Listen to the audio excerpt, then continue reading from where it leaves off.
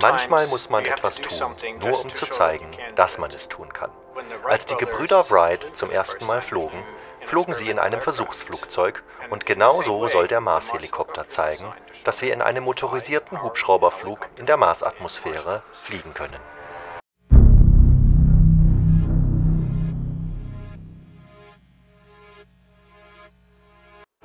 Vom ersten Tag an war es der unerschütterliche Traum unseres Teams, unseren Hubschrauber zum Mars zu bringen, damit wir die Möglichkeit haben, diesen allerersten Rotorkraftflugtest in der tatsächlichen Umgebung des Mars durchzuführen. Die Atmosphäre auf dem Mars wesentlich dünner ist als die auf der Erde. Ingenuity besteht aus ganz leichten Materialien, wie zum Beispiel Kohlefaser.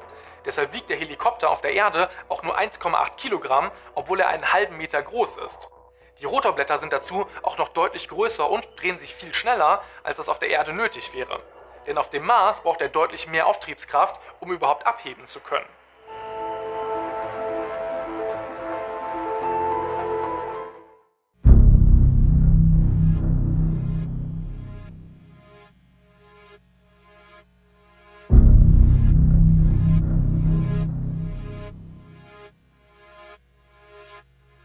As you can see, we're using the vacuum chamber once again, and I actually have a little feather right there, as you can see, suspended in front of a 12-volt electric fan.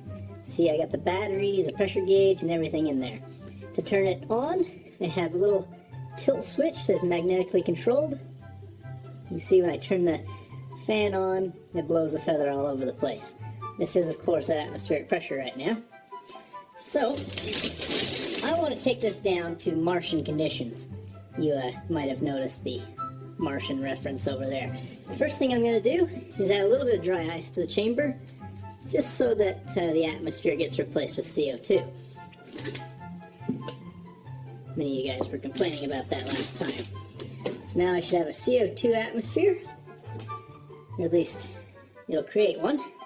And now we're going to suck out all of the air, or at least most of it, down to the point where about between 4 to 6 millimeters of mercury, which is, of course, the pressure on the surface of Mars. So let's plug in the vacuum pump. There we go.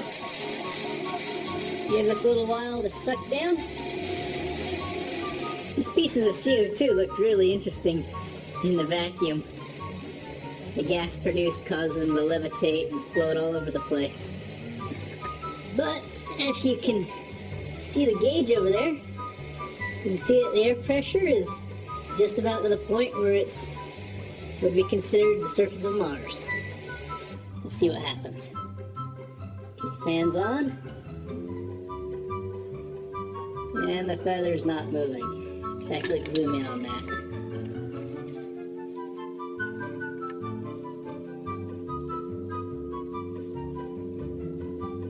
Not even flinching. Let's turn the fan off. Okay, and let's turn it back on. So there you go. Now, extrapolating from that, you can imagine that even a 200-mile-an-hour wind on Mars isn't going to do much. So to finish up this experiment, I'm going to turn this fan back on, just like this. And now I'm going to let the air back in, and let's see what happens as we come back to Earth. Yeah, almost immediately you can see the feathers start shaking around more and more violently.